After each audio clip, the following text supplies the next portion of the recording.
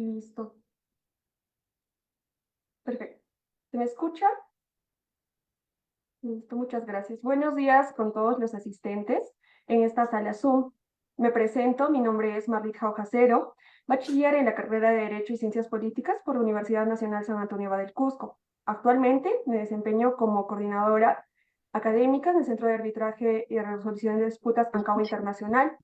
El día de hoy, sábado 2 de marzo, nos encontramos reunidos en este espacio de Zoom propiciado por el Centro de Arbitraje ANCAO Internacional, cumpliendo con su misión de capacitación continua. El tema del webinar de hoy se diferencia de los temas que estamos acostumbrados a tratar en este espacio, es decir, arbitraje, JRD, ley de contrataciones con el Estado. Sin embargo, no está totalmente desvinculado. Este tema ha sido de bastante relevancia a lo largo de estos últimos meses. Es por ello que hemos tenido la necesidad de comentarlo hoy. Responsabilidad penal de los árbitros y adjudicadores es el tema de hoy que nos corresponde el día de hoy. Para tratar el tema, en esta oportunidad tengo el agrado de presentar al doctor Víctor Mayorga, bachiller por la Universidad Nacional de San Antonio Abad del Cusco, abogado por la Universidad Andina del Cusco, cuenta con un máster en Derecho Penal y Ciencias Penales por la Universidad Pompeu Fabra de Barcelona, máster en Derecho Penal y Ciencias Penales por la Universidad de Barcelona, un máster en Derecho Probatorio en el Proceso Penal por la Universidad de Barcelona también, un máster en Derecho Penitenciario y Cuestión Carcelaria también por la Universidad de Barcelona. Actualmente se desempeña como abogado litigante y consultor en el área del derecho penal. Buenos días, doctor. ¿Puede usted iniciar su ponencia?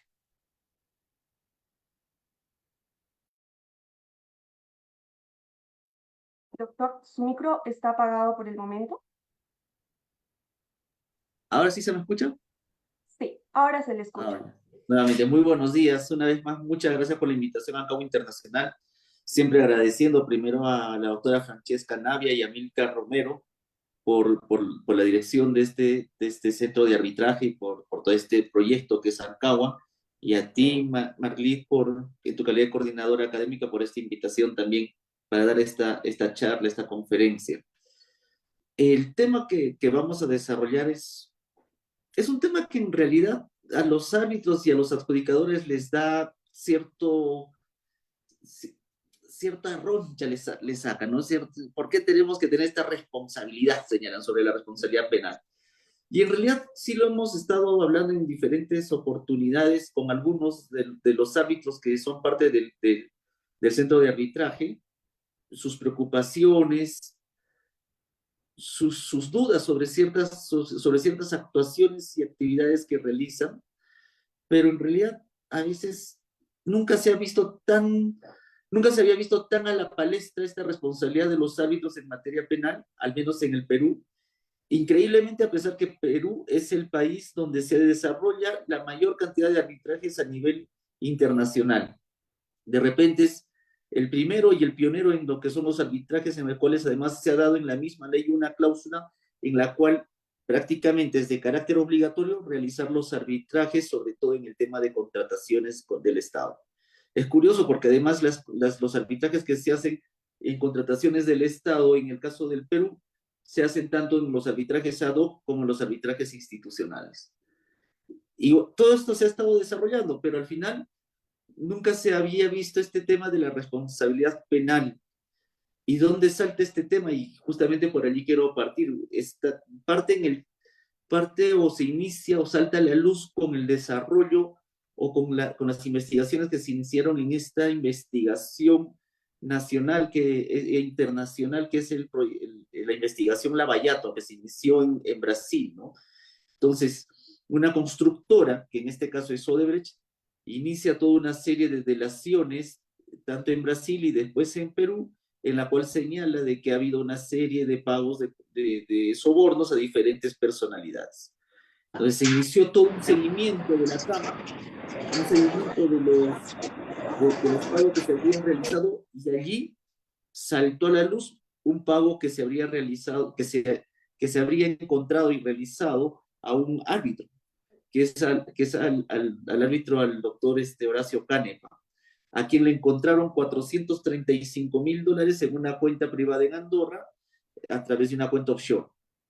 Cuando le hacen la línea de seguimiento a este dinero en Andorra, lo que señalan es de que este dinero se ha dado al señor Canepa para que pueda entregarlo a los árbitros que han participado en diferentes arbitrajes. Entonces, los árbitros, señala la Fiscalía después, ya con mayor conocimiento, habrían aceptado y recibido sobornos con la finalidad de no solo influir, sino además de decidir con fallos favorables para los consorcios y concesionarios relacionados a la empresa Odebrecht. En diversas controversias, ¿cuáles eran estas controversias? IRSA Norte, IRSA Sur, el tramo 2 y 3, el sistema de agua potable de Chimbote y la carretera del Callejón de Huaylas de Chaca San Luis.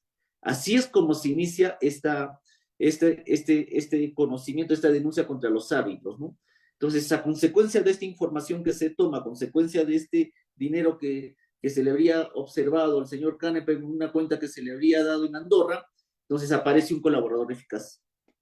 Y el colaborador eficaz lo que dice es que los arbitrajes son el ropaje legal para robar al Estado, al menos de una manera más descarada, ¿no? El monto que quieran. Y eso es lo que se ha desarrollado en el Perú, señala este colaborador eficaz. Entonces, ahí empieza a contar una serie de detalles que se han entregado y ha entregado diversas pruebas de las circunstancias en cuanto se ha pagado en 14 procesos arbitrales que ha desarrollado Odebrecht con el Ministerio de Transportes y Comunicaciones y que han ocasionado un perjuicio al Perú de más de 240 millones de soles, ¿no? Entonces, de acuerdo con esto, y lo que señalaba este colaborador eficaz, que en realidad era un árbitro, es lo más curioso. Todavía no empezamos por ahí, después vamos a ir para allí, por favor. Después de todo de, bueno, hablaba de este colaborador que en realidad todos saben, todos los del mundo del arbitraje saben que es un árbitro, que es un árbitro, señala, ¿no? Que se han pagado los árbitros que emitieron los lados a su favor y que en realidad el ministerio señala que habría encontrado responsabilidad penal en 19 árbitros. Y de esos 19 árbitros, en realidad pidió prisión preventiva y se les dio prisión preventiva a 14 árbitros en una primera instancia. De esos 14 árbitros hicieron su apelación correspondiente y a 8 árbitros se les revocó la prisión preventiva y se les dio comparecencia restringida, que podían estar en libertad, pero que tenían que pagar una caución de seguridad de 100,000 soles. Hay otro árbitro que en realidad se ha quedado con un arresto domiciliario, más que todo por el tema de la edad, lo cual implica que sí había un grado de responsabilidad que habría encontrado el Ministerio Público y habría admitido el Poder Judicial de acuerdo a las pruebas que se han presentado. Y hay otros 5 árbitros que sí se les ha confirmado la prisión preventiva, básicamente porque existían las pruebas documentales, ¿no? Estas pruebas documentales eran contratos simulados que habrían firmado tanto con este colaborador eficaz árbitro como también directamente con la empresa Odebrecht. También hubieron recibos de honorarios que se daban por las fechas en las cuales se habían realizado estos arbitrajes. Y también este árbitro colaborador lo que ha proporcionado son grabaciones de los presuntos pagos de sobornos, al menos en los cuales de estos 5 árbitros que se les confirmó la prisión preventiva, en 3 casos se ha habido comunicaciones directas que están grabadas, en las cuales se habría hablado sobre el tema de los sobornos, sobre la entrega de dinero para favorecer a la empresa Odebrecht en determinados arbitrajes. Este es el trama en el cual nos hemos desarrollado y lo que ha causado tanta sensación en los medios y que los arbitrajes en realidad no eran lo que se esperaba, porque siempre se había hablado que los arbitrajes lo que buscaba por un lado era evitarse todo este tema de hacer procesos largos, tediosos en el Poder Judicial y también mostrar la objetividad y la imparcialidad de estos árbitros que eran mucho más directos, pero sobre todo más imparciales que los jueces que tienen un prestigio muy poco, no son tan prestigiosos en realidad, es lo que quiero decir, dentro del Poder Judicial. Y esto era justamente el ejemplo que daban los árbitros y que se cayó. Esa es la verdad, ¿no? Entonces ahí empezaron a hacerse una serie de observaciones y se empezaron a ver cuáles eran los problemas que se estaban suscitando en los arbitrajes o cuál era el problema que se había dado, ¿no? Entre el primer problema, que era más que se ha podido captar, sobre todo a consecuencia de estas investigaciones, es que una empresa siempre elige al mismo árbitro. Y entonces ya esa persona no está desempeñando un rol de árbitro, sino la de un abogado de una parte. Porque la empresa en realidad lo que está haciendo es pagar honorarios y lo hace a un árbitro que lo tiene en todos los casos y que en realidad ya no cumple esa función de imparcial, sino que en realidad lo que está cumpliendo, y de independencia consecuente, sino que en realidad lo que está cumpliendo es una función de subordinación dentro de una relación laboral. Claro, muchos árbitros dirán, pero yo siempre he arbitrado de manera imparcial, pero esto se podría tener en cuenta, y esto va a ir muy posterior de la exposición, a considerarse como un indicio sobre un presunto delito de colusión o de cohecho, porque en realidad en estos delitos es rara vez en los cuales se puede tener una prueba objetiva de un pago de un soborno. Entonces, la prueba por la cual siempre se va a probar un soborno, un cohecho o una colusión es por una prueba indiciaria. Entonces, ya lo que maneja el Ministerio Público como una característica de prueba indiciaria es la cantidad de arbitrajes que que puede tener un árbitro respecto a una misma empresa. No tengan emociones, por favor, todavía no. Y entonces, este es un problema. Y el otro problema es el problema en el mismo sistema del arbitraje, que es algo que a mí siempre me ha llamado como penalista la atención cuando los árbitros señalan que tienen el principio de discrecionalidad para sus decisiones. Ya, es cierto, tienen un principio de discrecionalidad, pero ese principio de discrecionalidad que se les faculta a los árbitros debe tener ciertos límites. Es más, esos límites en realidad mucho más se dan en los arbitrajes que son de derecho, en el cual no son ajenos, por ejemplo, a la actividad probatoria. Entonces, no es esto de que ya no estamos en esas épocas en las cuales la actividad probatoria era me huele que esto va por allí, sino que tiene que darse en base a aspectos objetivos. Uno de esos aspectos objetivos son los peritajes, son los informes técnicos también.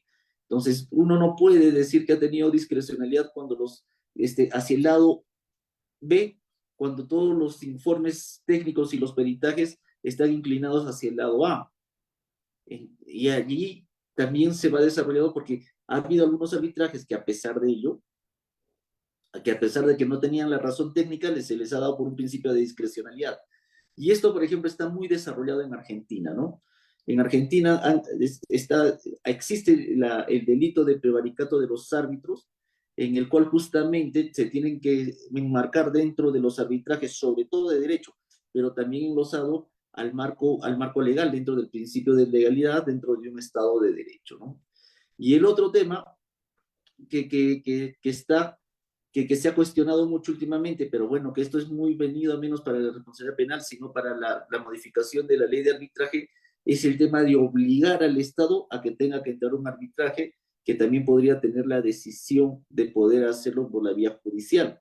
Yo creo que en este aspecto sí retrocederíamos bastante, porque al final del día, por una serie de arbitrajes o por un grupo de árbitros que no se han comportado de la manera adecuada dentro de los estándares de lo que son los principios generales de los arbitrajes, de los centros de arbitraje, eh, no se puede desmerecer todo lo positivo que también han traído este sistema de arbitraje. Hasta acá esta es la introducción. Esto es para que tengamos claro un poco cuál ha sido el problema de los arbitrajes, cómo es que se ha venido a menos, al menos en un tema de imagen por culpa de unos arbitrajes que se han desarrollado con Odebrecht, con un colaborador eficaz que es un árbitro que ha tenido relación con casi todos los árbitros, que este árbitro además colaborador ha señalado de que en realidad sí ha dado un beneficio, pero de todos los árbitros que están siendo involucrados en este proceso arbitral, en este proceso penal arbitral, claramente han quedado establecido al menos hasta el momento 5 personas que sí habrían incurrido en estos hechos. Ahora, ¿cuáles son esos hechos o cuáles son esos delitos que normalmente se les puede dar se les puede imputar a los árbitros. Básicamente son dos. Y ahora sí, Marley, por favor, te pido que pasemos a la siguiente diapositiva. Creo que había una antes. Esa. En realidad, vamos a ver que son dos delitos los que siempre se van a imputar a los árbitros. Por un lado va el tema de la responsabilidad de los árbitros, que es el artículo 386, y por el otro lado van dos artículos, pero que está relacionado con el cohecho. Este artículo 386 en realidad es un artículo nominativo que lo que señala es ampliar la responsabilidad penal de los árbitros. Dice, por si acaso, también se les incluye a los árbitros en determinadas responsabilidades. ¿Cuáles son esas responsabilidades? El delito de colusión, que puede ser simple o agravada, y el delito de patrocinio ilegal. Entonces, remite estos artículos, este artículo 386. Y por el otro lado está el delito propiamente, que son los sobornos que se pueden dar, que es el 395, que es el cohecho pasivo específico, y también tenemos el artículo 398, que es el cohecho activo específico, en este caso es activo, que en realidad su diferencia la vamos a ver más adelante, pero ya les digo que mientras según es el árbitro que recibe, que esto es en el pasivo, en el activo es la persona, la empresa, la persona individual, natural o jurídica que entregue el soborno, ¿no? Entonces vamos a partir por el artículo 386, si podemos pasar a la siguiente diapositiva, por favor. Creo que se nos fueron. Ahí está. El artículo 386 nos habla justamente de esto de la remisión, ¿no? Señala que las disposiciones de los artículos 384, que es colusión, y 385, que es patrocinio ilegal, son aplicables a los peritos, a los árbitros y contadores particulares respecto de los bienes en cuya tasación, adjudicación y participación interviene. Ya. Cuando hablamos de peritos, vamos a empezar hablando de los árbitros. Yo voy a hacer un tema acá claro porque cuando hablamos de árbitros también podríamos considerar que se refiere a todas las personas que participan en una junta de resolución de disputas, porque al final también es un panel técnico imparcial e independiente que resuelve un tema. Entonces, el Código Penal no lo ha colocado, pero sí ha colocado en artículos posteriores que lo vamos a ver para que tengan cuidado el tema de árbitros o personas análogas. Y también esto de árbitros y personas análogas, aparte que podría considerarse, o se debería considerar, o con toda seguridad un juez va a considerar a la Junta de Resolución de Disputas, no es ajeno que así como hay árbitros, también hay secretarios arbitrales. Ergo, como hay jueces judiciales, también hay el especialista o el secretario judicial. Y si se puede sancionar a los jueces, como también se puede sancionar a los árbitros, también se puede sancionar a los secretarios arbitrales. Es más, en el 2021, a consecuencia de lo que se ha mantenido esta correlación de investigaciones sobre los casos de arbitrajes en Lavallato, se ha allanado la vivienda de dos secretarios arbitrales, justamente porque habían colaborado y cooperado con determinadas decisiones en los arbitrajes que se dieron hacia Odebrecht. Entonces, esto en un marco general, pero en un marco más específico, yo personalmente me enfocaría en que este tema de esta disposición o de este artículo 383 relacionado con la colusión, más que a un árbitro, yo lo veo muy complicado que se le pueda imputar colusión a un árbitro. Yo creo que más directo es el delito de cohecho, pero no opino lo mismo respecto a los adjudicadores o a las personas que pertenecen a la Junta de Resoluciones de Disputas, porque ellos sí tienen una relación directa, y si podríamos pasar por favor a la siguiente diapositiva. Gracias. Respecto al delito de colusión. Entonces, acá voy a hacer una antesala de nuevo, van a disculpar que corte esto. En el artículo 384 que nos habla de la colusión, nos habla del funcionario servidor público que por razón de su cargo, ¿no? Y en cualquier etapa. Entonces,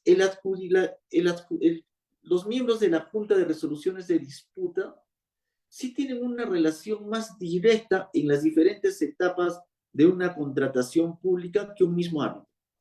Porque el árbitro en realidad lo que va a hacer es decidir si, por ejemplo, va a aceptar alguna modificación del expediente, o sobre determinados hechos económicos. Pero con quién sí podría caber, esto desde la perspectiva penal, una posibilidad de hacer una concertación en perjuicio del Estado para que se le pueda hacer un mayor desembolso a un privado, podría ser una junta de resolución de disputas en la cual ellos van a decidir y se podría entender de que puede haber una concertación con estos señores miembros de la junta para que puedan aprobar unos mayores metrajes, unos mayores presupuestos, unos mayores adicionales para, en perjuicio del Estado. Entonces, ahí es donde sobre todo creo, en este artículo 384, tiene que ser de mayor cuidado o mayor relación este delito de colusión con los señores de la Junta de Resolución de Disputas más que con los árbitros propiamente dichos. Es más, yo lo que estoy viendo en el caso, por ejemplo, de Lavallato, no existe la imputación del delito de colusión para los árbitros y tampoco existe mayor denuncia por delitos de colusión contra árbitros. Y normalmente los delitos o las denuncias que se han hecho por colusión contra los árbitros siempre se han caído. Y no porque no se haya demostrado el acuerdo colusorio, sino porque en realidad la decisión propiamente dicha, siendo una decisión más de carácter jurisdiccional, más de carácter de una decisión con, procesal, no tiene una relación directa con la actividad propiamente dicha que se señala justamente en el artículo, ¿no? Que es en cualquiera de las etapas o modalidades de adquisición y contratación pública. Y creo que eso es lo que se debe tener muy en cuenta. Los demás figuras respecto a lo que es el artículo 384 sobre las agravantes, yo creo que es un tema que no es muy relevante ahora, de todas maneras lo vamos a señalar, ¿no? Y es más, yo estoy seguro que ustedes lo conocen muy bien, que está relacionado con que el primer párrafo este 384 está relacionado con la colusión simple, porque en esta colusión simple, en realidad, lo que se sanciona es el acuerdo, el concierto, y hay que tener mucho cuidado en eso, porque, porque puede existir oye, ¿sabes qué? ¿Qué te parece si hacemos, nos ayudas con estos metrajes? ¿Qué te parece si hacemos esto? Y lo que hasta puede ser una broma, como una persona de mala fe al frente, podría convertirse en un delito. ¿Por qué? Porque en realidad el solo hecho de poder llegar a un acuerdo ya es delito. Y es un delito de colusión. Y ya te armas todo un proceso en el cual vas a estar, hasta que pruebes lo contrario, pendiente de que te pueden dar una sanción penal entre 3 y 6 años. La situación es diferente con el segundo párrafo, que es lo que se conoce como la colusión agravada, en la cual no solo basta la concertación, el acuerdo, sino lo que es trascendental acá es de que, aparte de ese acuerdo, hayas hecho el informe, se haya hecho el informe técnico, se ha hecho la aprobación de la Junta de Resolución de Disputas, y entonces con esa aprobación se ha causado un mayor perjuicio al Estado. Y eso es lo que se llama defraudar patrimonialmente. Entonces acá corres el riesgo por un informe técnico mal desarrollado de que te puedas llevar un proceso penal que te va a durar, que te pueden dar una sanción, una pena entre 6 años y 15 años. Yo voy a hacer acá un paréntesis respecto al tema de la prescripción, que siempre he considerado que es importante tener en cuenta, porque en estos delitos la prescripción es casi imposible, y no porque se diga que por el delito de imprescriptibilidad sobre las personas que son los funcionarios públicos propiamente dichos, sino que sin necesidad inclusive de que sea imprescriptible, en este caso en particular del delito de colusión, la prescripción tendría que ser a los 15 años. Si esta prescripción se interrumpe porque se inició la investigación, ya no es 15 años, sino son 22 años y medio, porque se pone la mitad más. Ahora, si es que se formaliza, hay 22 años y medio más adicionales de investigación. Entonces, no es broma cuando se dice que en realidad de un delito de colusión, la oportunidad para poder investigarte es casi de 45 años. Entonces, nunca va a prescribir un delito así.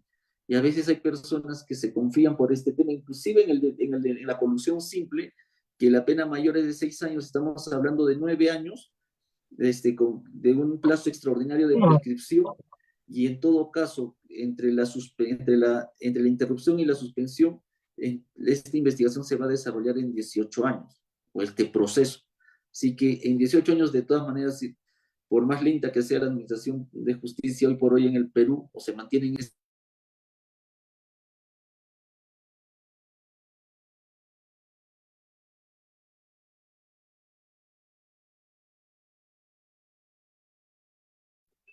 Un toque.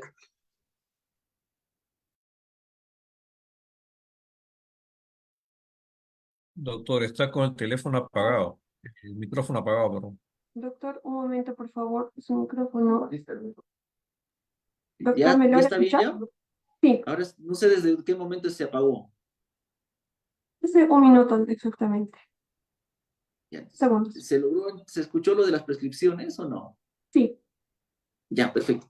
Entonces, eso es el otro tema era el tema de las agravantes, que también se han desarrollado, que en la pena se ha endurecido mucho más de 15 años a 20 años, ¿no? Que en realidad de las tres agravantes, la que más nos interesa a nosotros es la primera, ¿no? Que hay que tener muy en cuenta porque este tema de la malicia que existe en el Ministerio Público de hacer investigaciones por crimen organizado, ¿no? Entonces, ustedes en una junta de resolución de disputas son 3, más los funcionarios de la administración pública, el gerente de infraestructura o quienes sean por conveniente, ya están hablando más de 3 personas. Entonces, lo que va a hacer la fiscalía siempre va a decir, acá se ha organizado un grupo que permanentemente están resolviendo disputas y que han hecho en perjuicio del Estado, y consecuentemente, como ya hay una permanencia, hay más de 3, que podríamos hablar de una organización criminal, y entonces allí se tiene una mayor agravante. No lo digo con la finalidad de asustar, porque esto es lo que me pasó en la conferencia que dimos en el mes de noviembre o diciembre, si mal no recuerdo. Lo digo más bien porque para mí es importante en calidad de prevención mostrarles más o menos cómo piensa la fiscalía, cómo se piensa desde el derecho penal, para que puedan tomar las precauciones correspondientes. En ese sentido, lo más importante siempre va a ser los informes que siempre estén en blanco y negro, que no se relajen con este tema de que se sobreentiende, que entre los ingenieros nos entendemos, que este es nuestro sistema, que nosotros ya sabemos. Lamentablemente, ustedes tienen una posición técnica y se respeta, pero también tienen que entender de que al momento de que alguien haga una denuncia, que siempre va a existir por la malicia y sobre todo por los intereses económicos en los cuales se desarrolla cada obra, de que la única manera que ustedes van a poder salvaguardar su integridad personal, su tranquilidad laboral, es teniendo todo documentado. Y aunque a veces existe el exceso de confianza, es lo menos lo que yo he podido percibir en muchos ingenieros y en muchos especialistas, el gran problema es el exceso de confianza que tienen entre ustedes al momento de realizar determinadas decisiones. No todo lo colocan en el cuaderno de obras, no todo lo colocan en el cuaderno de ocurrencias, o cuando habla el supervisor con el residente, se sobreentienden entre ellos, pero al final el residente va a jugar va a jalar agua para su molino, y el supervisor también. Entonces, en vez de evitarse esos conflictos, lo mejor es tener claro todo documentado. Pasamos a la siguiente. No es algo que sea muy trascendental ni para los, considero yo, ni para los señores miembros de una junta de resolución, ni para los árbitros, que es el artículo 385. Por favor, Marlene. Que está referido al patrocinio ilegal, ¿no? Que es el funcionario servidor que patrocina intereses de particulares ante la administración pública. No voy a darle mucha relevancia a este tema, porque en realidad no, esta sanción, como ustedes mismos ven, es menor, y en realidad yo lo considero que tiene una relación mucho con el tráfico de influencias, en el cual uno por su propia condición puede pedir de que, oye, a ver si resuelven de esta manera. En todo caso, lo menciono para que siempre lo tengan presente en la administración pública. Pasamos al siguiente, por favor. En cambio, sí es una es un artículo del Código Penal que tiene una relación directa con los árbitros. También lo tiene con los peritos. Y como les he puesto allí y está en negrita, lo pueden ver es o cualquier otro análogo a los anteriores. ¿Sí? En mi concepto, que ustedes me lo van a poder corregir en todo caso o me pueden dar su posición, para mí una figura análoga a la del árbitro vienen a ser los miembros de una junta de resolución de disputas. Entonces, aparte de que los señores miembros de una junta de resolución de disputas podrían ser investigados por colusión, también podrían ser investigados por cohecho. Desde la perspectiva penal, el hecho que te investiguen por colusión no significa que ya no te puedan investigar por cohecho. Hoy por hoy, en todas las investigaciones penales contra la administración pública, lo regular es de que te hagan las dos imputaciones, colusión y cohecho, porque uno va con la concertación y la defraudación al Estado y el otro va con la aceptación de un soborno. Y esto lo ven como dos figuras adicionales. Solo para hacer una aclaración con la agravante anterior que había señalado, lo habitual también en estos procesos, en estas investigaciones, lo que se hace es, por un lado, siempre quieren englobarlo en crimen organizado, por el tema de 3 o más que participan, y por el tema de una permanencia, y porque tendrían una finalidad. Estas son las características, pero el otro tema que también siempre es una consecuencia del cohecho más que de la colusión, es el tema de que se les inicie un proceso por lavado de activos, ¿no? Entonces, siempre la consecuencia de este tipo de investigaciones es de que se les puede iniciar un proceso de lavado de activos. Y lo digo no porque ya va a ser la consecuencia inmediata, sino porque siempre va a ser recomendable de que todos los honorarios que reciban por estas actividades las tengan debidamente no solo justificadas, sino acreditadas. Cuando hago esta diferencia entre justificada y acreditada, la justificación puede ser el ingreso que se ha dado a las cuentas de ustedes o por medio de los recibos. La acreditación no me refiero necesariamente a que se acredite porque he dado mi recibo, sino la acreditación está al trabajo realizado a consecuencia de ese recibo emitido. Es importante. Yo creo que a veces estos temas no se toman muy en cuenta porque dicen, ya recibí mi dinero, yo hago lo que quiero con mi dinero, además yo he hecho el trabajo, pero lamentablemente para evitarse algún problema, digo lamentablemente porque, y voy a hacer otro paréntesis, ustedes están viendo hoy por hoy cómo es esta problemática que se está suscitando al interior del Ministerio Público, en el cual se están sacando los cuchillos unos con otros, y lo mismo, y siempre ha sucedido en la administración pública, hay una empresa o hay una fuerza política que no está de acuerdo con la obra y siempre va a querer demostrar de que había algo irregular. Entonces, no es porque ustedes pueden estar haciendo el trabajo de la mejor manera, pero siempre puede existir una denuncia de mala fe que va a poder perjudicar su tranquilidad y allí la única manera de poder vivir tranquilos es teniendo todo en blanco y negro, es teniendo todo debidamente organizado. Esto como una conclusión anticipada, ¿no? Y como una recomendación anticipada, más que como la charla misma como abogado litigante se los doy. Ahora, respecto al artículo 395, que este es el cohecho pasivo específico, dése cuenta de que en este artículo 395 en realidad la modalidad es, el verbo rector que se dice en el campo del derecho penal es el que acepta o el que recibe, ¿no? A sabiendas que es hecho con el fin de influir o decidir en asuntos sometidos a su conocimiento o competencia. Ya, este tema, de influir o decidir en asuntos sometidos a su conocimiento, sí se da en el caso de las decisiones arbitrales, en los laudos arbitrales. Y también se da en las resoluciones que emiten la Junta de Resolución de Disputas. Entonces, acá la pena tampoco es baja. Acá la pena es no menor de 6 ni mayor de 15 años. Pero independientemente de la pena, lo importante acá es que hay dos tipos de indicios. Como les había dicho anteriormente, en este tipo de delitos las investigaciones y las pruebas no se dan por una prueba directa. En el caso de que se haya dado el dinero, no siempre puede ser en efectivo, si es que se ha dado, o puede que digan que se ha dado y no se ha dado, y va a haber indicios. Esos indicios van con que justo en esa época te compraste un carro, ¿ya? No les estoy diciendo tampoco de que, o sea, ya no me puedo comprar un carro cuando gano un arbitraje o cuando gano cuando participa en una junta, pero sí se puede, pero hay que justificarlo, pero no voy por ese lado, no voy por ese lado, voy por el tema de que me estoy poniendo en suposiciones bastante de repente forzadas o casualidades que pasan y que pueden afectar. Pero lo que me interesa que tengan claro es de que este tema del indicio revelador es lo que siempre va a primar en una investigación. Y cuando hablo de este indicio revelador, también se puede dar en el mismo arbitraje, en los laudos arbitrales. Entonces, allí también, más que el mismo laudo arbitral que podría estar conforme a derecho por diferentes factores, en realidad lo que va a primar mucho va a ser los informes periciales, por ejemplo.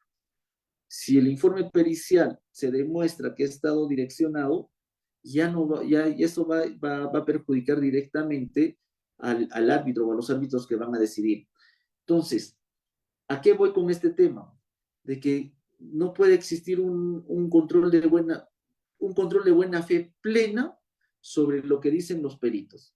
Y justamente allí se tiene que hacer el sometimiento de esos peritajes dentro de una audiencia que yo considero que debe ser obligatoria. He visto en algunos arbitrajes que no los hacen las audiencias de peritaje. Yo lo que veo mucho en los arbitrajes es de que lo tienen que pedir las partes. Si las partes no lo piden, nosotros no tenemos por qué hacerlo. Y por un principio de confianza entre los arbitrajes era lo habitual, pero yo recomiendo de que en realidad, al ser los árbitros también los que deciden, es mejor pecar por exceso que por defecto, y en este caso, a ver, mejor hagamos las audiencias correspondientes, no solo esperar lo que piden las partes, porque las partes pueden, de una mala fe o por una conveniencia, más que de una mala fe, pueden hacer omitir cosas o actuaciones procesales dentro del arbitraje que un juez penal que no conoce de arbitrajes, o un fiscal que no conoce de todo el concepto de arbitraje, va a decir, pero era su obligación. Y en el fondo, si uno lo ve desde una perspectiva probatoria, algo de razón tiene. Ustedes podrán ahí discutirme, no, pero esta es una decisión que ellos tienen que determinar. Al final, el que tiene que buscar el interés de demostrarla, lo que quiero decir es, y eso les digo de esto desde una perspectiva penal o de penalista. En mi criterio, considero de que un árbitro es tan igual que un juez. Entonces, un juez se tiene que preocupar por buscar una verdad objetiva. Esa verdad objetiva no es ajena a un árbitro. Y esa verdad objetiva tiene que ser en función a las pruebas. Entonces, esas pruebas tienen que ser debidamente acreditadas, y no solo acreditadas, sino tienen que ser debatidas en audiencia. Si no se ha dado eso, también habría una inacción por parte de los árbitros. Y lo mismo pasa con la Junta de Resolución de Disputas. Ya no pueden decir que porque no lo presentó se da por cierto lo que ha dicho la entidad, o por cierto lo que ha dicho la empresa, sino que tiene que haber un trabajo de corroboración. Y aunque ustedes digan, sí lo hemos hecho, eso se tiene que plasmar en blanco y negro. Entonces, eso es respecto al primer párrafo, el que acepto reciba. Ahora, también puede ser, la figura es la misma, por cierto. Tanto acá lo importante es tener presente de que en este delito de cohecho es la actividad que ha realizado para demostrar que no ha influido, no ha decidido de manera arbitraria, de manera parcializada, ¿no? La diferencia entre el primer y segundo párrafo es básica. Mientras en una uno acepta o recibe, en la otra es que ha solicitado, o sea, que por eso es la gravedad. O sea, no solo es de que en el segundo párrafo es de que el árbitro ya está con una predisposición de lucrar no solo con su trabajo, sino de ganar un dinero adicional. Y si se dan cuenta, por eso es de que la pena mínima es menor. Y esto tiene su consecuencia, porque hoy por hoy la pena mínima para poder entrar a la cárcel es de 5 años. Entonces, si uno comete un delito y la pena menor es de 6, si se acoge una terminación anticipada, una confesión sincera, la pena va a ser menor a los 5 años y va a ser suspendida. Eso ya no ocurre tanto en el segundo párrafo, justamente por la gravedad de que el que tiene que administrar justicia también quiere lucrar con las decisiones que administra justicia. Entonces, su pena mínima es de 8 años. Si se acoge una terminación anticipada o si se acoge una confesión, la pena de todas maneras va a ser de mayor a 5 años y siempre va a ser efectiva. Entonces, eso también hay que tenerlo presente.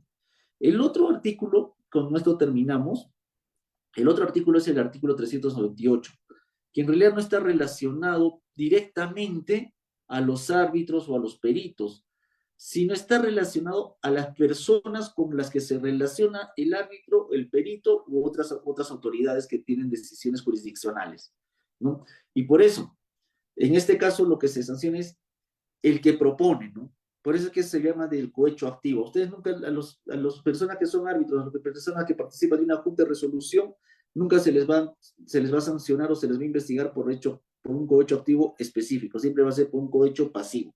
Pero es bueno que lo tengan presente. ¿Por qué? Porque en realidad ustedes, si verdaderamente hay alguien que se les acerca, ustedes podrían hacer dos cosas: hacer una denuncia previa, una constatación, y eso podría implicar una denuncia penal por cohecho activo a la persona que ha intentado sobornarlos. Normalmente es y hoy por hoy he visto que ya hay varios casos de árbitros que han planteado esta figura. No era muy habitual, preferían tener olvídate lo que me has dicho, pero hoy por hoy ya tengo 4 casos que se han dado en esta línea, ¿no? Y acá era también lo que les decía, que cuando el donativo promesa se ofrece o entrega a un secretario. Este secretario, y allí dice o análogo, ¿no?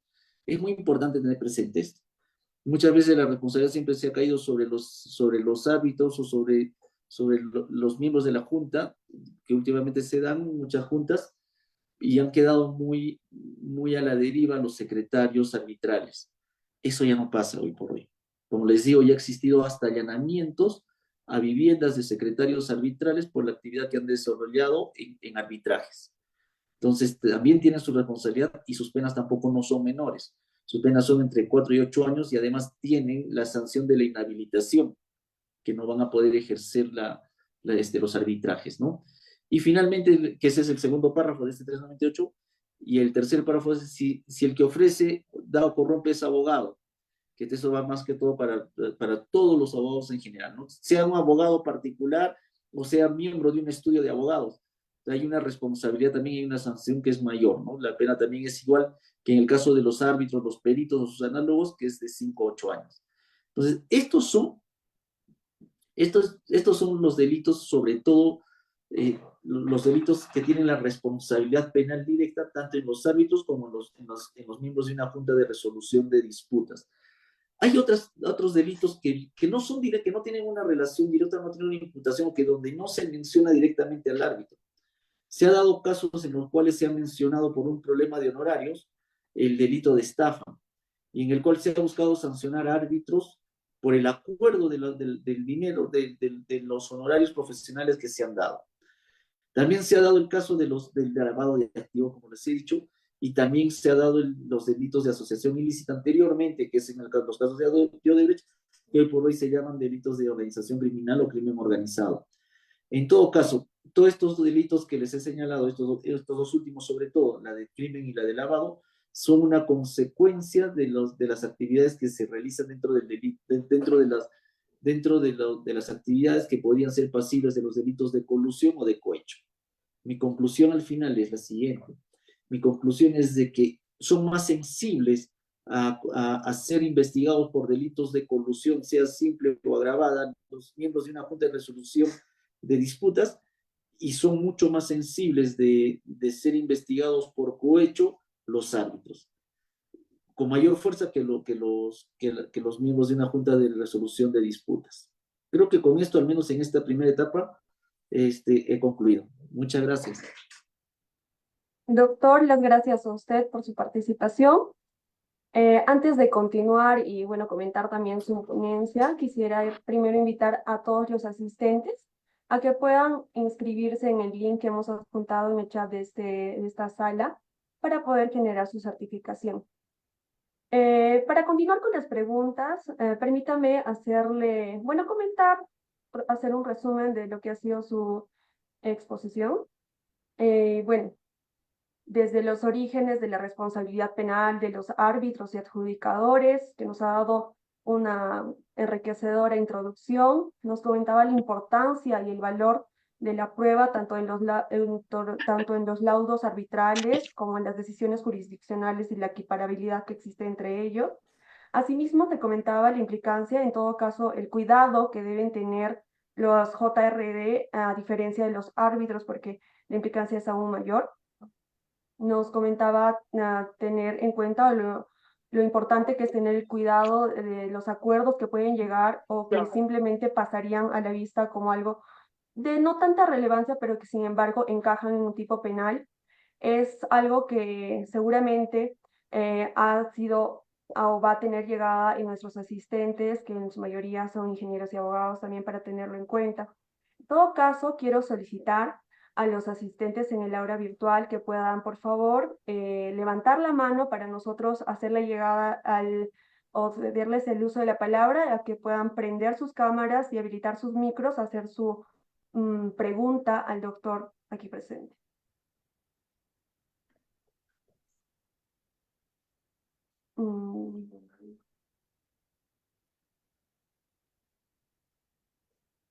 A la sala, si tiene alguna pregunta alguien, por favor.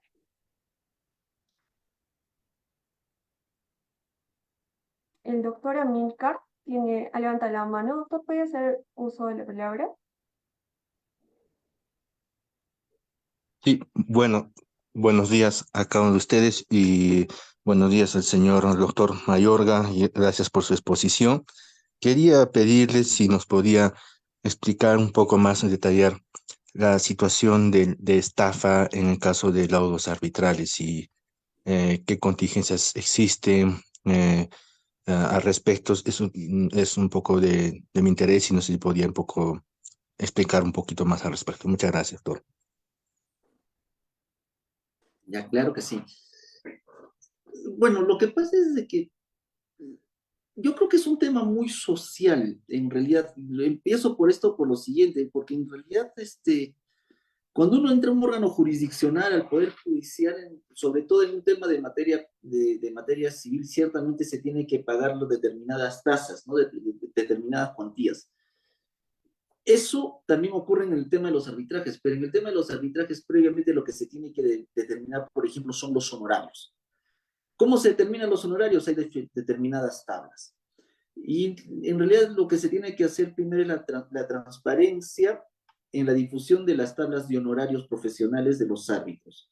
Si se tiene claro esto, en realidad la persona que va a recurrir a un centro de arbitraje, a una institución arbitral, de lo primero que debe saber es, oye, por si acaso esto te va a costar tanto.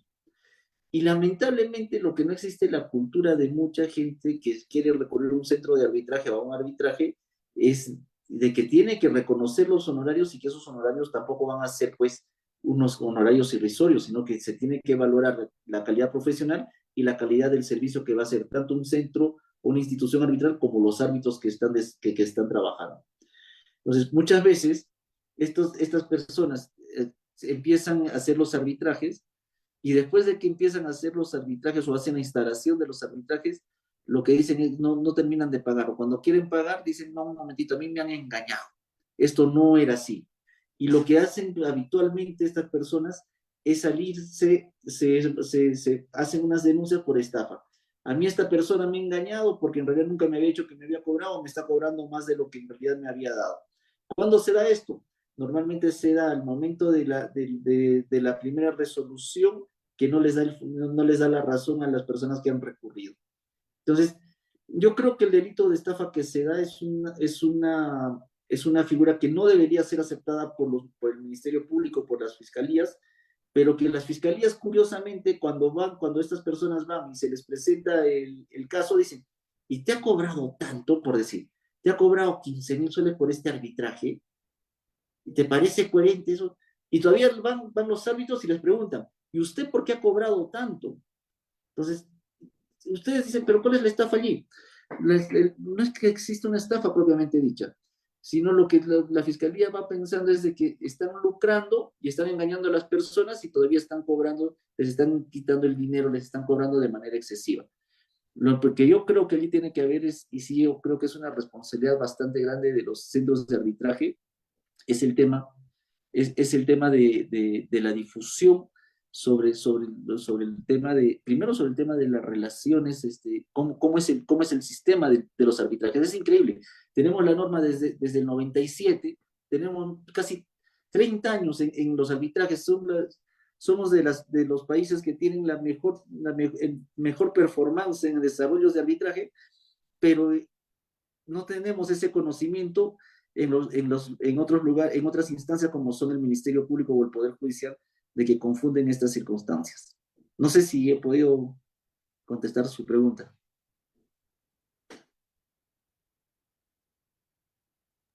Sí, doctor, muchas gracias.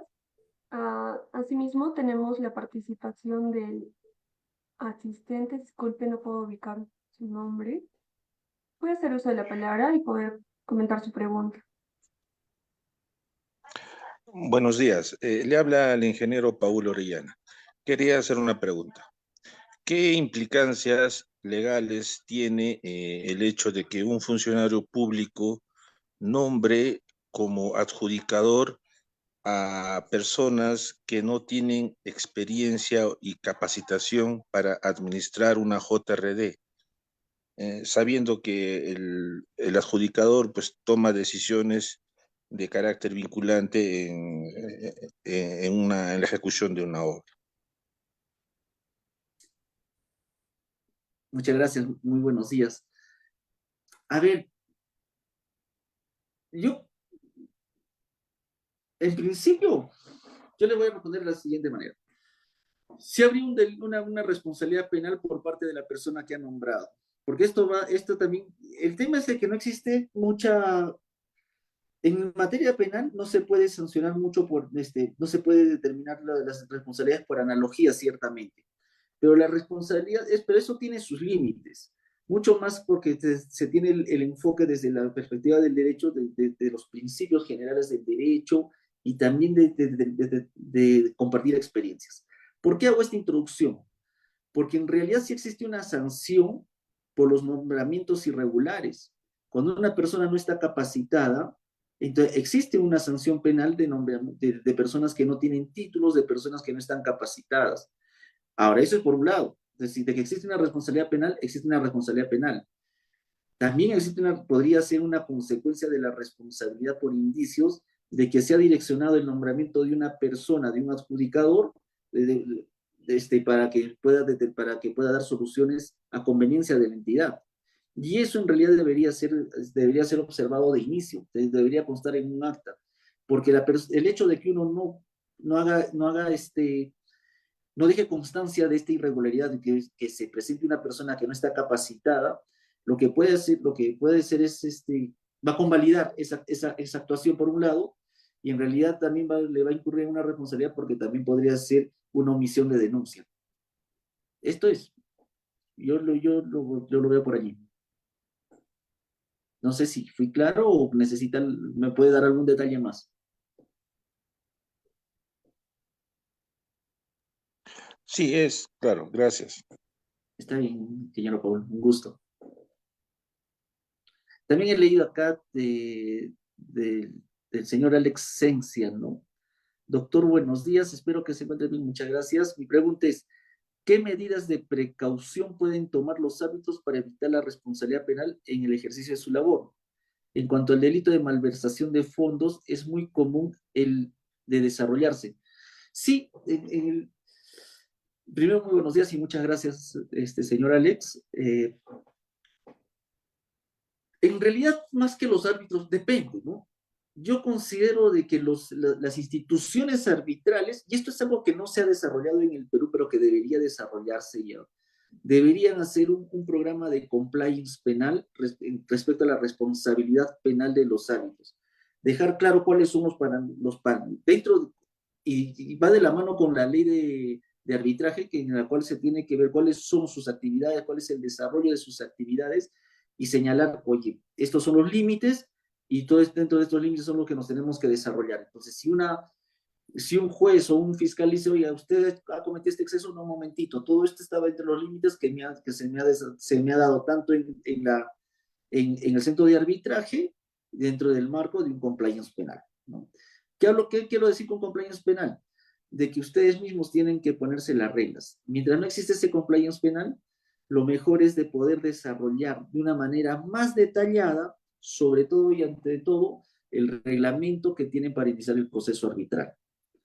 Y allí lo que nunca se ha dado y deberían dar es una importancia a las responsabilidades penales, ¿no?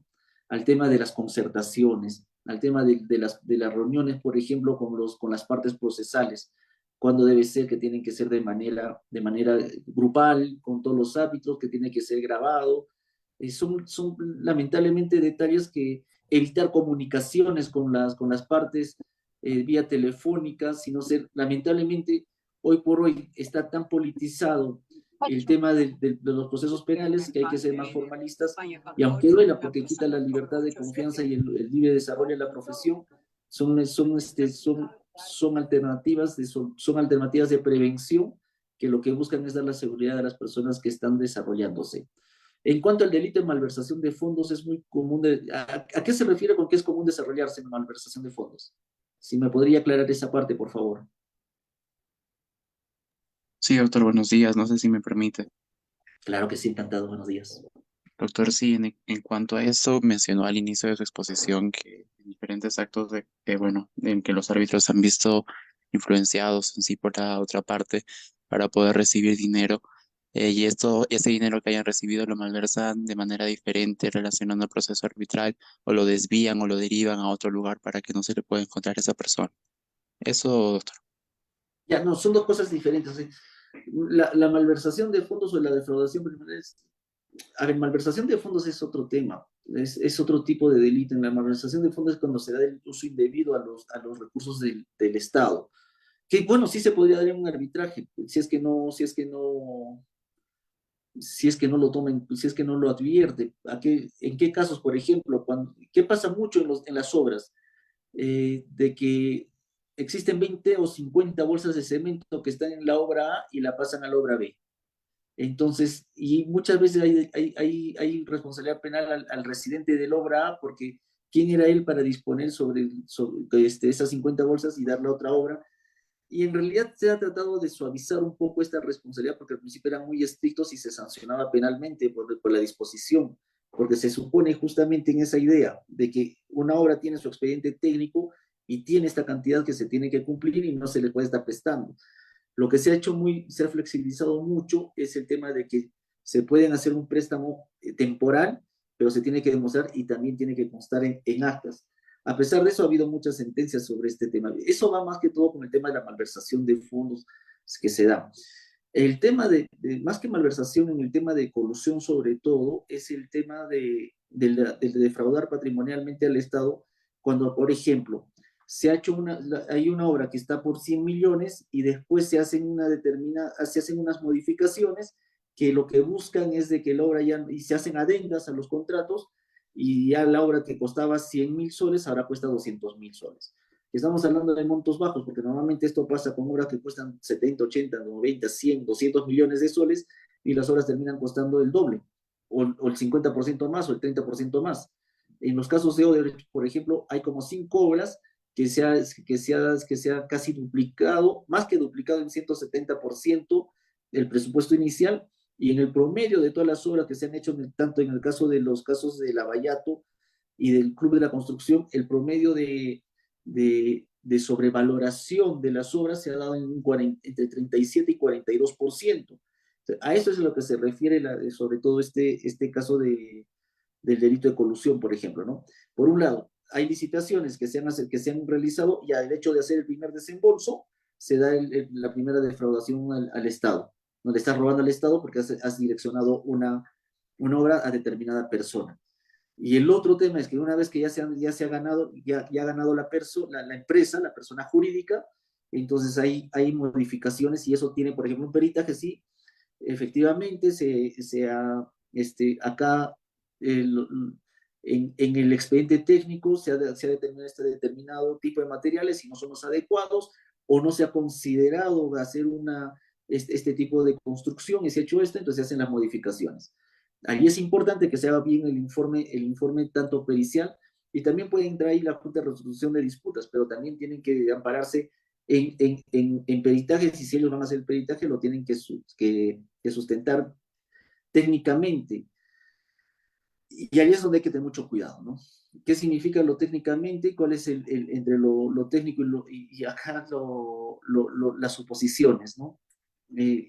Es un tema que más que jurídico y técnico es un tema del rateo que no debería tenerse en cuenta en los procesos judiciales, pero sí se ha dado casos, que es muy habitual, lamentablemente, en los cuales cuando se hacen estas modificaciones presupuestales, la finalidad más que verdaderamente sea mejorar una obra, lo que pasa es de que se hace con la finalidad de poder tener beneficios económicos, sobre todo para los funcionarios públicos que están detrás de esa obra, ¿no? Creo que es por ahí va el tema. No sé si le sirvió la respuesta, señor Alex.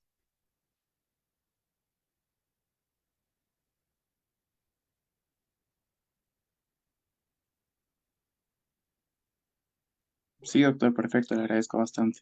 No, a usted, muchas gracias. Muchas gracias. Si alguien más tuviera alguna pregunta, está abierta la palestra para que puedan levantar la mano o prender su cámara o micro y hacer su consulta. El señor Félix Antonio Canchán Narrea. Puede hacer uso de la palabra. Buenos días, doctor Mayorga. Lo felicito por la exposición muy, muy brillante y bastante clara. Sin Muchas embargo, gracias. yo soy ingeniero civil, soy adjudicador y quisiera saber de usted o escuchar de usted un comentario respecto a dos puntos que mencionó. El primero es, me sorprendió un poco escuchar que un delito penal podría tener un plazo de prescripción de 45 años. ¿No? Incluso mereció un comentario de parte suya en el sentido de que prácticamente los delitos de corrupción pues prácticamente son imprescriptibles, ¿no? Y en segundo lugar también es un comentario referente a la preparación del Ministerio Público, de los fiscales, en cuanto a temas de conocimiento de la ejecución de obras públicas, ¿no? Entiendo yo que ya un plazo tan amplio de 45 años, 20 años o 15 años es más que suficiente para hacer una investigación. ¿En qué medida estos tiempos se alargan más por la poca preparación que pueden tener los fiscales o el personal del Ministerio Público? Me gustaría saber su comentario al respecto, doctor. Claro que sí, muchas gracias, Manuel, por la pregunta.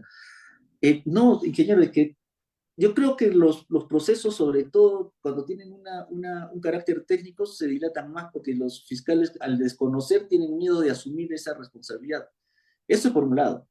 Pero no solo es eso, sino que el otro gran problema es de que en el Ministerio Público existe un pool de peritos, pero ese pool de peritos es limitado y no tienen un mayor presupuesto, o tienen un presupuesto también limitado. Entonces, y tampoco son peritos técnicos especialistas, me refiero a ingenieros civiles, a economistas, contadores, etc. Tampoco son que sean los más capacitados, lamentablemente. Entonces, son diferentes factores que en realidad no tienen nada que ver con la investigación propiamente dicha, sino con políticas de gobierno. Y lamentablemente en el Ministerio Público, que depende presupuestaria, no los estoy haciendo una defensa cerrada, pero que es lo que ellos siempre dicen, y tienen mucho de razón allí, que no les dan el presupuesto adecuado para que tengan los técnicos especialistas, y son limitados, entonces por eso se demoran más en hacer sus peritajes, y muchas veces al estar tan acumulados de diferentes peritajes que tienen que realizar, los hacen mal. Acabo de hacer una observación, un peritaje, por ejemplo, pero por un delito de lavado de activos, salvando las diferencias con los técnicos especialistas de ingeniería, pero que me imagino que se da mucho, en el cual unos ingresos de dinero los han considerado como egresos. Entonces, ya no te da seguridad ese perito tampoco, ¿verdad? ¿Cuál es la solución para mí? De que ustedes que son especialistas, entre ustedes puedan presentar informes técnicos y puedan apoyar a la fiscalía. Yo he visto en muchos casos que la fiscalía se siente muy agradecida con las partes cuando presentan los informes de parte porque desconocen. Ahora, los abogados también tienen que cumplir un rol importante allí porque las audiencias no solo se realizan ante los jueces, también un abogado puede pedir una audiencia de parte ante el fiscal para poder explicarle técnicamente. Allí hay otro problema. va a depender mucho de la predisponibilidad y la predisposición del fiscal, porque hay fiscales que sí son abiertos a poder aceptar estas reuniones y poder aclararles el panorama, como va a haber otros que creen que tienen este concepto policíaco de que la contraparte o el investigador es el enemigo y tú puedes decir cualquier cosa con tal de beneficiarse.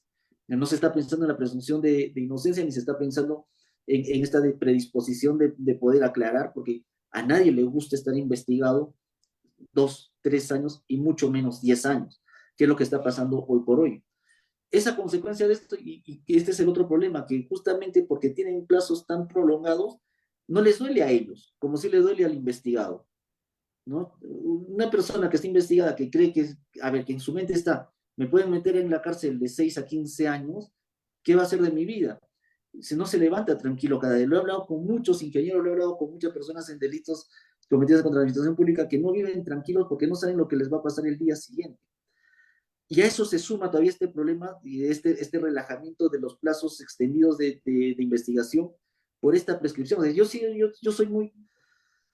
El año pasado hubo mucho este debate y ha habido mucho un cargamontón contra la suspensión de la prescripción a nivel nacional en los delitos, porque se había determinado que la suspensión era de 1 año.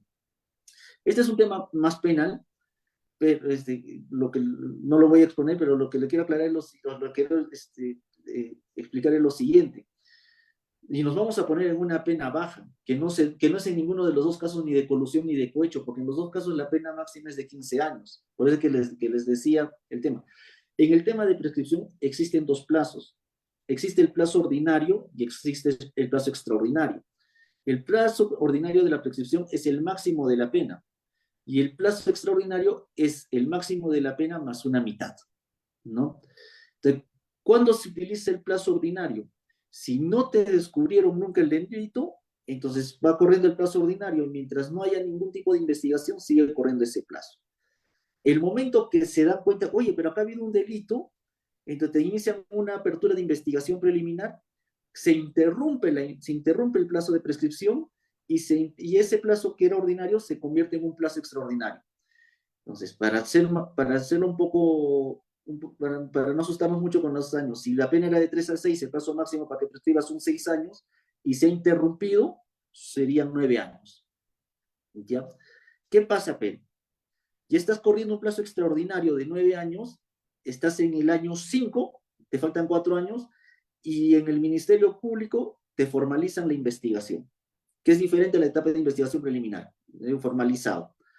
En esa etapa, lo que dicen es que ya no se interrumpe, sino que todo lo que ha estado ocurriendo se suspende, se suspende el plazo de interrupción de la prescripción, se suspende la prescripción y vuelve a correr un nuevo plazo. Ese nuevo plazo es el máximo de la pena más una mitad. Entonces son otros 9 años.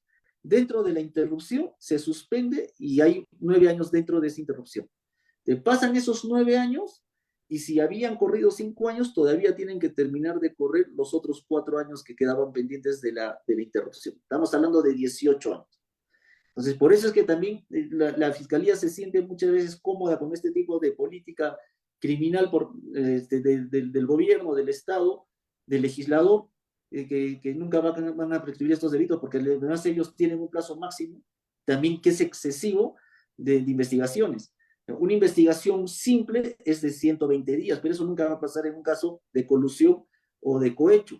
Lo mínimo que va a pasar es que lo van a hacer de 8 meses, entonces que esos 8 meses de investigación preliminar, más 8 meses de investigación preparatoria, más una prórroga que es lo habitual, estamos hablando de 2 años a 2 años y medio solo de investigación, que en realidad todavía es tolerable, ya que en realidad todavía hemos llegado a ese extremo que podemos tolerar esos plazos que en realidad son largos, son demasiado largos. Pero imagínense en los casos en los cuales los implican en delitos de organización criminal. La investigación preliminar son 3 años. No lo vamos a poner en años más que en meses. La formalización de la investigación son 3 años. La prórroga de esa investigación formalizada son 3 años. Estamos hablando de 9 años de investigación. Lo que yo veo es de que por todas partes, lo único que no existe es una verdadera sensibilización de que los procesos deben ser mucho más efectivos, más rápidos.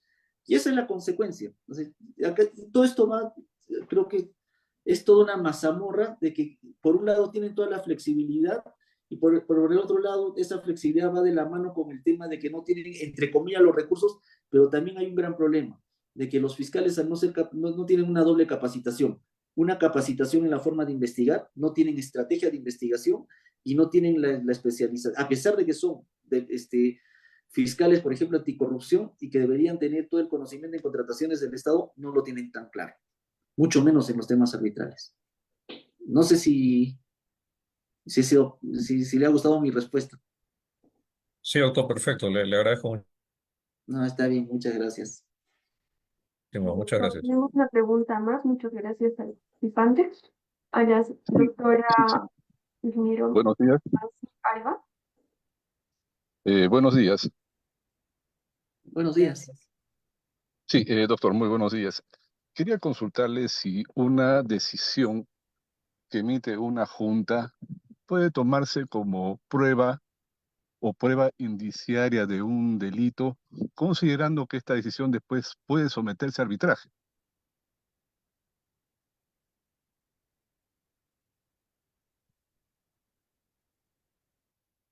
Doctor, Disculpe, ¿tiene su micro no se le apagado? escucha. Ya, ok, gracias, muy amable. Voy a aumentar un poco el volumen. Está. Yo no considero que pueda ser una prueba indiciaria. Es como dispararse a los pies. Decirle que el trabajo... O sea, existe esa política por parte de la Fiscalía, sí podría existir, y también de los órganos de control, de Contraloría, pero han dicho esto y han hecho otra cosa. A ver, déjeme pensar. Usted lo que me está señalando es de que una decisión de la Junta se ha tomado como prueba indiciaria para hacer una denuncia penal. Sí, para iniciar una investigación y hacer pensar que los adjudicadores han podido estar, pues, coludidos, no sé, algo así. Claro, claro, sí, no, es que es lo habitual. Pues por eso le decía, justo por eso decía en la posición, justo cuando estaba revisando nuevamente todo el material, yo creo que más sensibles para los delitos de colusión son los miembros de una junta de resolución de disputas que los mismos que los mismos árbitros. ¿Por qué? Porque los miembros de la Junta de Resolución de Disputas sí tienen una relación directa tanto con el contratista como también con la entidad. Entonces se puede presumir de que el contratista le ha dicho a la Junta, oye, resuelve de esta manera porque me va a dar un beneficio y a ustedes les va a caer un beneficio, ¿no? Por eso va el tema de la colusión. Y después ustedes hacen el informe técnico, la decisión de la Junta, lo presentan a la entidad y la entidad lo aprueba, ¿no? Y se hace el desembolso correspondiente. Por eso, justamente en esa idea es de que yo considero que ustedes son más sensibles a ser investigados por el delito de colusión. El tema es el siguiente, el tema es de que lamentablemente, es mucho utilizar esa palabra en esta manera, siempre en los arbitrajes utilizo mucho esta palabra, las investigaciones son muy subjetivas, al inicio de las investigaciones son muy subjetivas respecto a los temas técnicos, justamente por la falta de capacitación que, como lo hablábamos con el ingeniero anterior. Le quiero dar una buena respuesta. En realidad lo que corresponde allí es de que, le voy a dar la respuesta triste, de que pueden iniciarlo, sí le pueden iniciar, ya por una apreciación subjetiva. ¿Es correcto o no es correcto? ¿Da cólera? Sí da cólera. ¿Cómo ustedes pueden plantear eso? Como una cuestión previa, ¿no? La cuestión previa dentro de la investigación la pueden desarrollar justificando técnicamente por qué sí se ha aprobado. Inclusive podrían ustedes mismos, bueno, ustedes tan mismos no, ustedes podrían hacerlo, pero podrían pedir con el apoyo de peritos colegas de que puedan hacer el peritaje o certificar con peritaje la decisión que han tomado. Es que siempre les van a iniciar la investigación. Siempre les van a iniciar la investigación, lamentablemente, porque va a existir esa apreciación subjetiva.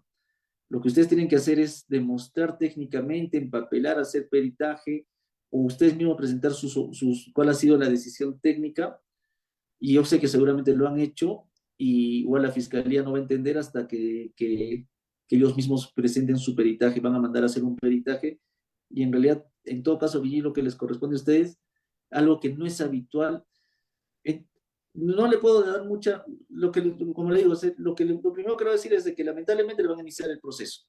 Eso ya está, ya usted tenga la plena seguridad de eso. Con mucha pena se lo digo, que da cólera, como le he dicho. Lo que sí le puedo decir es de que en el mismo proceso, lo peor que puede hacer usted es descuidarse. Aunque dé cólera a estos, ¿por qué me han hecho esta situación? Si he hecho todo bien, lo peor que puede hacer es descuidarse. Y dentro de eso, lo importante es hacer una actividad procesal, o ser activo en la actividad procesal. No esperar a que la fiscalía decida, sino que ustedes impulsen actuaciones.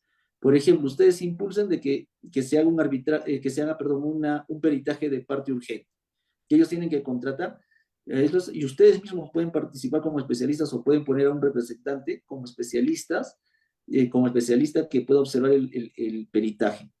¿Para qué? Porque si es que ese peritaje se hace de manera rápida y sale correcto, que lo que ustedes han hecho es correcto, al fiscal no le va a quedar en la etapa de investigación preliminar otra que archivar, o en la formalización, si es que quiere ir más rápido, de sobreseer. Pero para mí, en estos casos, es determinante hacer el peritaje. Y ustedes tienen esa fortaleza. Hacer el trabajo que a la fiscalía le cuesta hacer o se demoran años en hacerlo. Y allí va un poco de la mano como socio con su abogado para que impulse. No esperar que la fiscalía haga a sus tiempos, sino que ustedes metan presión para que se hagan más rápido las actuaciones. Yo sé que no le he respondido mucho, pero es que tampoco conozco mucho del tema de fondo para poder señalarles si es que podía ser, si se podía admitir o no admitir la denuncia. Ok, doctor, pero yo hacía la pregunta en sí porque generalmente o usualmente después de una decisión, cuando obviamente no favorece a una de las partes o la entidad, es sometida a arbitraje. Y el arbitraje, entiendo, también es una especie de peritaje. Podría ser considerado así. Entonces, si el peritaje consiente al final la decisión, ¿qué objeto hay, ¿no? ¿Qué objeto hay de que se someta como una prueba de alguna falta, ¿no?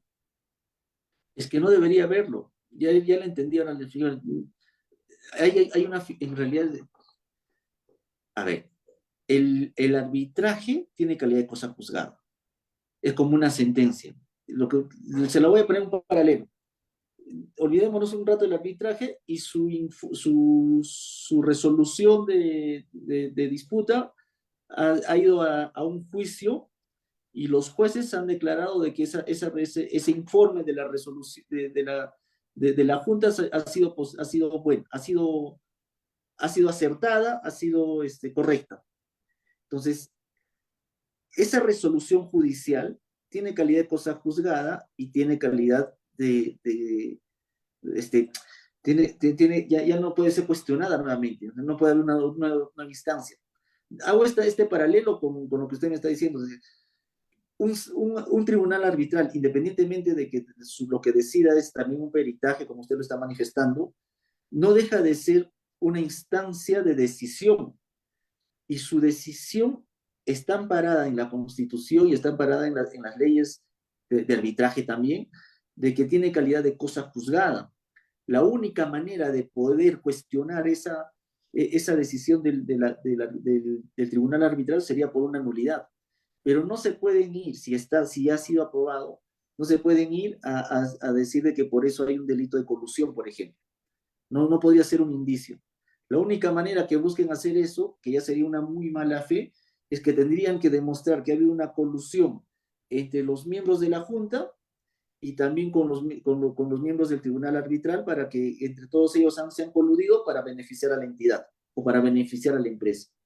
Pero eso ya sería golpearle a los árbitros en calidad de jueces, y ya sería muy irregular. Claro, ese es otro canal ya no tiene nada que ver con la decisión. Tendría, Exactamente, así es. ok, está muy claro. Encantado, Muchas gracias. encantado. Muchas gracias. Gracias por la pregunta. Tenemos también la participación de la señorita Nancy Albatafú. Por favor, Gracias. Buenos días, doctor Mayorga. Buenos días a todos los que nos acompañan en esta mañana. Quiero hacerle dos preguntas, si es que me permiten. Primero, complementando la pregunta y quién sabe, esperando una respuesta complementaria suya. del ingeniero Oscar Arce. Eh, Entiendo yo que los procedimientos están totalmente o textualmente expresados en las leyes y en las normas. Entonces, una decisión solamente puede entrar a un arbitraje, no puede ir a un juicio o no puede haber una denuncia penal respecto de lo que hayan decidido una junta de resolución de disputas. ¿Por qué? Porque el resultado de una decisión de una junta de resolución de disputas no es no tiene carácter de sentencia igual que un arbitraje. Digamos que es una solución provisional. Por lo tanto, las partes tienen la obligación y la necesidad de entrar a un arbitraje si es que no están de acuerdo. Entonces, a mí me parece que no existe la figura de ninguna manera de que vaya al Poder Judicial. ¿Por qué? Porque aparte, las relaciones contractuales con el Estado tienen exigidos que las controversias solamente pueden ser resueltas por arbitraje o si es que es conveniente o si es que toca con una junta de resolución de disputas. A ver si me contesta eso. Y una segunda pregunta que yo quiero hacerlo a usted. Si es que en los ambientes ya de estas denuncias que dan temor a nosotros los técnicos, los fiscales y los jueces tienen conocimientos ya de los tipos de contrato que ahora están vigentes. ¿Por qué? Porque escuché de un participante que preguntó sobre los adicionales, ¿no? Y usted le contestó pues de que hay obras que tienen 60% por encima del presupuesto base. Entonces, yo quiero agregar o quiero compartir con esta sala, pues que ahora hay varios tipos de contrato. Entonces, si nosotros tenemos un contrato estandarizado, muy fácilmente el costo de la obra va a ser el doble o dos o tres veces de lo que inicialmente se haya planteado. ¿Por qué? Por el tipo de contrato. Entonces, nosotros primero tenemos que saber en qué tipo de contrato estamos para ver si es que ese contrato tenía derecho a duplicar su costo. No podríamos así de antemano poder criticar a un contrato que el costo se ha subido a 60% más, 80% más. Solamente si sabemos que el contrato es un contrato con ley de contrataciones del Estado, entonces ahí sí es criticable pues que el costo haya llegado a esos niveles, ¿no? Entonces, a mí me causa inquietud saber que si en sus ambientes que ustedes están ya se maneja estos conceptos nuevos, que los contratos pueden variar en sus montos dependiendo de qué tipo de contrato estemos teniendo. Le agradezco anticipadamente, doctor, sus respuestas. Muchas gracias, ingeniera Nancy. A ver, vamos a empezar por el último. Sí existe conocimiento, pero todavía existe miedo de tomar decisiones por parte de los fiscales, porque también los fiscales están, ¿por qué no hacen iniciar una investigación y les inician su proceso dentro del control interno? Ellos prefieren iniciar investigaciones que sean terceros los que definen, que en este caso son los peritos de los peritos oficiales del Ministerio Público, para que recién ellos en base a un informe técnico puedan decidir, que son temas en realidad que muchos de ellos tienen un carácter legal, otros no tanto. A ver, por ejemplo, se tiene conocimiento de que existen muchos proyectos que se hacen en las entidades públicas que recién se ejecutan después de 5 años. Entonces, los costos obviamente no son los mismos que se han estudiado hace 5 años o hace 6 años en un expediente técnico con los que se va a ejecutar. Y obviamente allí puede haber adicionales o los montos van a ser mayores. O también puede haber que la obra va a quedar a medio avanzar porque el presupuesto ha quedado corto. Sí existe ese concepto. También existe el conocimiento de que existen diferentes tipos de contratos en los cuales hay algunos que son mucho más estrictos, en los cuales se tiene que ser el presupuesto que se ha dado, y otros en los cuales se puede hacer ampliaciones presupuestales, también existe. Pero al final del día, eso justamente quien lo tiene que definir no es el mismo fiscal, sino son los peritos oficiales que tiene la fiscalía. Y ahí es donde también se demoran muchas veces los procesos, ¿no?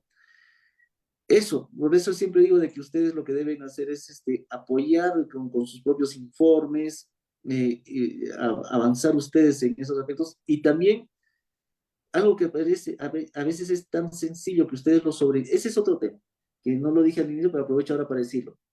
Hay cosas que ustedes sobreentienden que debemos saber los penalistas o los civilistas, pero cada especialidad es diferente. En los arbitrajes igual y los ingenieros también. Entonces, hay cosas que parecen para ustedes tan obvias que no son tan obvias.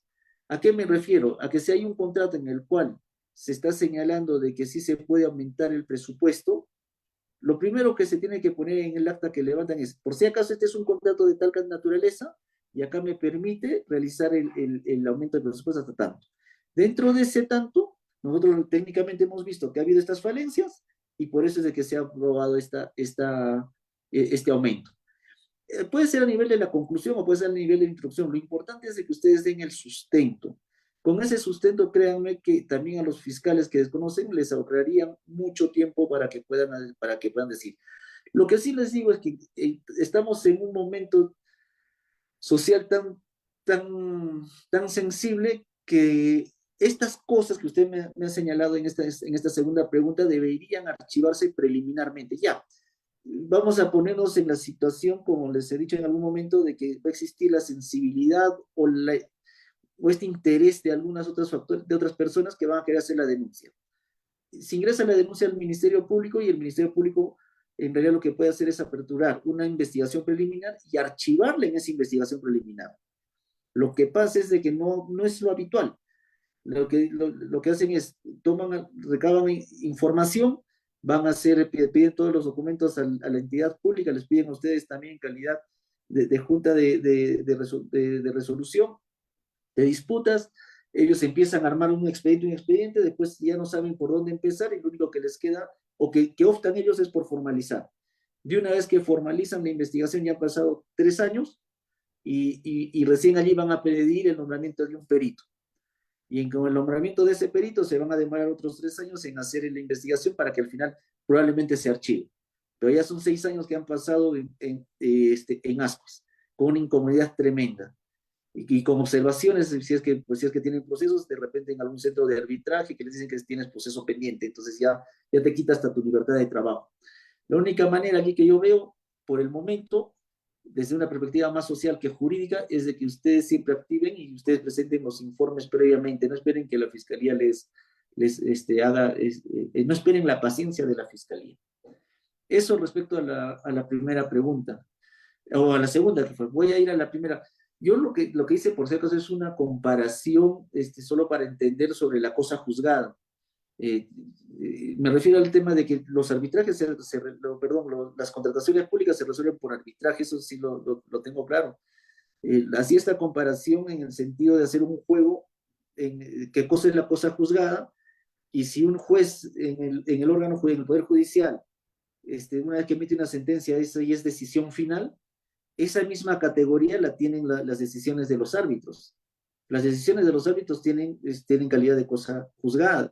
Entonces, ¿se puede cuestionar una resolución que tiene calidad de cosa juzgada? En mi criterio, no. Entonces, eso se ha avalado tanto por las partes procesales, por la entidad y el contratista, y en realidad allí hay lo que ustedes han determinado como una junta de resolución de disputas. Procesalmente hablando, en ese momento del arbitraje, podría ser esa que es una prueba, tendría que ser corroborada por un peritaje.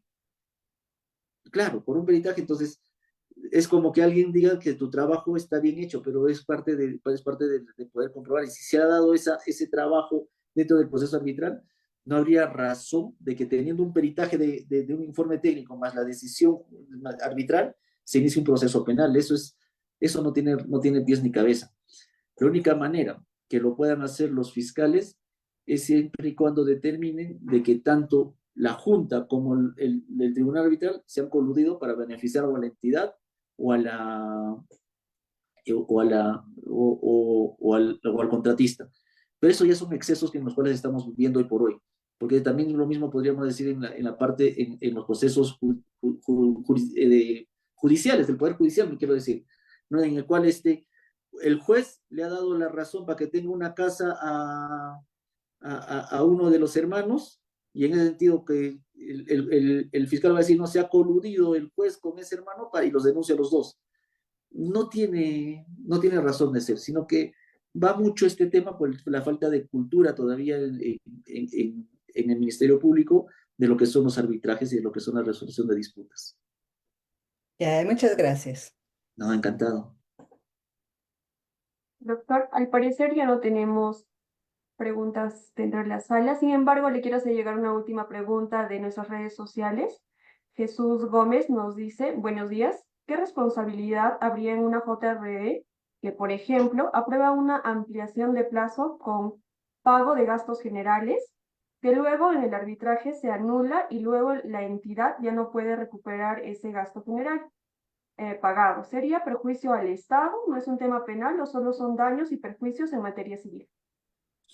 En principio diría que son daños y perjuicios en materia civil, ya porque es un informe, es una posición que ustedes tienen como técnicos, la Junta. Entonces, eso no se puede penalizar.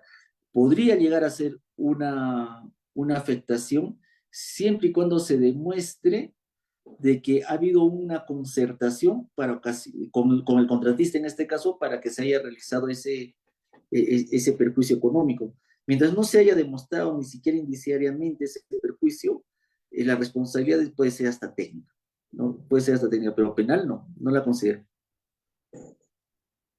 Muchas gracias, doctor, por la respuesta y espero haber satisfecho la consulta de nuestro participante vía redes sociales.